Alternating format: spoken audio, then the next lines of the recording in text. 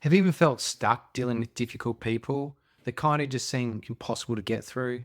Could be a challenging coworker, a family member, or even a friend. I know I've faced situations where conflict just feels inevitable. So, what kind of help is there for these kind of situations? There's obviously self help books, podcasts, videos like this, or people you know. But there's also an option you might not have thought of: the Bible. I've found so much timeless advice in it that's powerful, practical across my everyday life.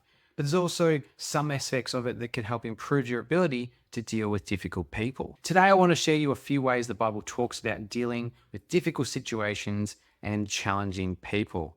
And look, you don't need deep Bible knowledge to understand them, just the willingness to try a few practical tips. Whether you're a Christian or just someone looking for better ways to handle tough situations, these lessons from the Bible have stood the test of time and can help you too. The first thing to remember when dealing with difficult people is this: we're all flawed. When someone frustrates you, it can be easy to think of them as the problem, but in reality, we're all capable of messing up. Jesus himself interacted with people who constantly made mistakes. His disciples doubted him, misunderstood him, and even denied him. Yet Jesus treated them with patience and love. Romans 3:23 says, "For all have sinned and fall short of the glory of God." It's a reminder there that no one, not even you or me, are perfect. Recognizing this helps us take a step back. Instead of reacting with anger or frustration, we can choose to approach others with care, knowing that we're all just trying to figure it all out. This perspective can help us move from blame to understanding, making difficult situations more manageable and giving us the chance to build healthier relationships. Throughout Jesus' life, he faced relentless criticism from people who are often skeptical or critical of him. Yet, he never altered his message to gain their approval. He remained true to his purpose. He actually made mention of this in Galatians 1:10 when he asked, "Am I now trying to win the approval of human beings or God? Who are you trying to get approval from?" What is God's approval here means aligning your actions with what is right and good, prioritizing integrity, and doing what's genuinely meaningful over just seeking social validation. Trying to please everyone is impossible, especially when dealing with difficult people. They might criticize you, undermine you, or question your motives.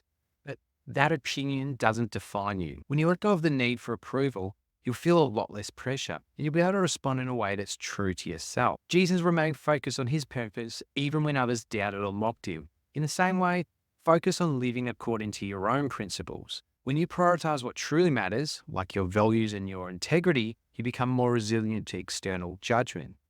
This mindset will allow you to navigate challenging interactions with grace and authenticity, freeing you from the need to constantly seek approval from others. Love isn't just about being kind and affectionate, it's also about being truthful.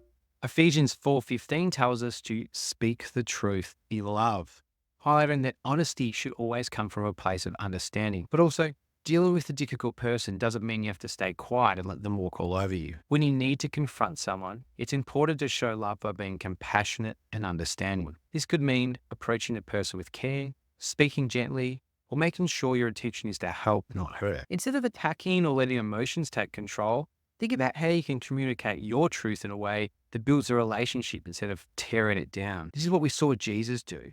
He addressed issues directly, but always sought to uplift the person rather than condemn them.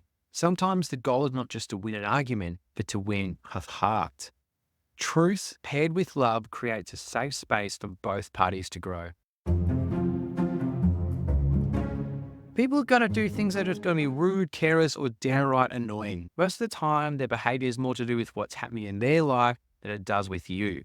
Instead of reacting to this with hurt or anger, you can respond with grace, which might mean calmly communicating your perspective without letting emotions take over. Using grace with difficult people can help you avoid taking things so personally and allows you to set a new positive tone in the interaction, showing strength and self-control. Proverbs 15:1 says, "A gentle answer turns away wrath, but a harsh word stirs up anger." In other words, you don't need to fight fire with fire. Fight fire with ice and reduce the situation. Learning not to take things personally helps you stop letting other people's actions control your emotions. In a way, it's a superpower. When faced with negativity, don't let it define you or the situation. Instead, respond with grace, and see what happens next. Patience isn't just about waiting, it's about how we wait. James 1:2-4 tells us to consider it pure joy when you face trials, because patience grows our character. Throughout the Bible, we see people waiting on God. Abraham waited years for his promised son. Moses spent decades leading a difficult group of people, and Joseph endured betrayal and imprisonment before reaching his destiny. All of these figures were ultimately blessed for their patience. Their periods of waiting weren't just about reaching the end goal, they were about growth. Abraham learned trust, Moses developed perseverance, and Joseph built resilience. Dealing with difficult people can often be a test of our patience in similar ways. The waiting, the struggles, the frustrations can all serve to develop our character. So instead of viewing patience as passive, see it as an active process that helps shape who you are becoming. Maybe the difficult person needs time to change, or maybe you need time to adjust your approach. I know I've had challenges with my kids growing up in the past, and patience can go a long way in terms of understanding and adapting to their needs. Either way, patience lets you navigate the situation without losing your cool or making it worse. In that way, trusting the process and practicing patience can lead to outcomes that are far more meaningful and lasting. Jesus lived out his teachings and invited others to follow by example, not by force. He washed his disciples' feet, he fed the hungry, he healed the sick. The story of the Good Samaritan is a perfect illustration of how being a neighbour is about actions, not labels. It's about what you do, not who you are. In the story, we have a Jewish man who was beaten, robbed, and left for dead on the side of the road. Then two religious figures, a priest and a Levite, passed by without helping him. However, a Samaritan, someone from the group of people who generally despised Jews at the time, stops to help the injured man. He treats his wounds, he puts him on his own donkey, and takes him to an inn to be cared for, even covering all the expenses. You can't control how others behave, but you can control your actions. You can show kindness, patience, integrity, even when it's not reciprocated. You can also know when to step away to protect your own well-being. Instead of criticizing others, show them a better way through your actions. Let your life be the example everyone can see, so it can inspire others to change.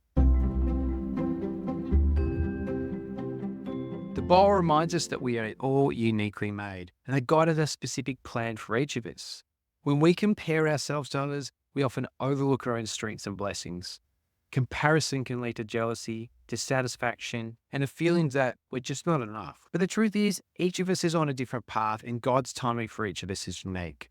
The story of Joseph is a great example. Through Genesis 37-50, we can read that he was betrayed by his own brothers, sold into slavery, falsely accused of a crime, and imprisoned for years. If he had compared himself to his brothers during those times, he might have lost hope. Instead, he trusted God's plan for his life, and eventually led to him becoming a leader in Egypt. When dealing with difficult people, comparison can be especially damaging. You might wonder why they have it easier or why they seem to have qualities you lack.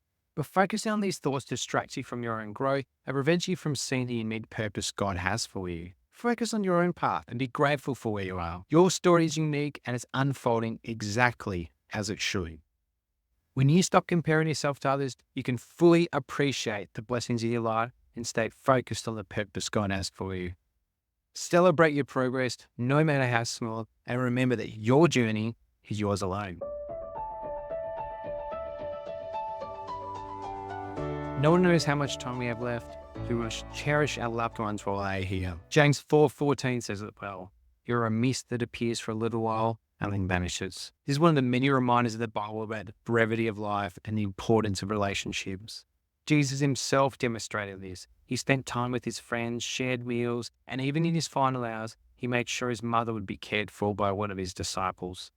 It's easy to get caught up in the busyness of life and forget what truly matters, but our relationships are one of the greatest gifts we have. Whether it's a quick phone call, an extra hug, or simply being present, these small actions can mean the world to those we love. Life is short and we don't know what tomorrow brings, so make today count by prioritizing the people who matter most to you. Dealing with difficult people can be exhausting, but it's also an opportunity for growth. There's so many tools the Bible gives us for these situations. Patience, love, honesty, big picture perspective. You can navigate challenging relationships in a way that strengthens you, brings you peace, and helps you become a better version of yourself. Next time you're struggling with someone difficult, remember these lessons. Practice patience, lead with love, speak honestly but gently, and most importantly, stay true to who you are. These principles are not only about managing others, they're about becoming the best version of yourself amidst the challenges. I'm keen to hear as well any tips you might have on how to deal with difficult people or situations, and anything I might have missed that is great to use from the Bible as well. Thanks for watching. I hope these insights help you on your journey to building better relationships.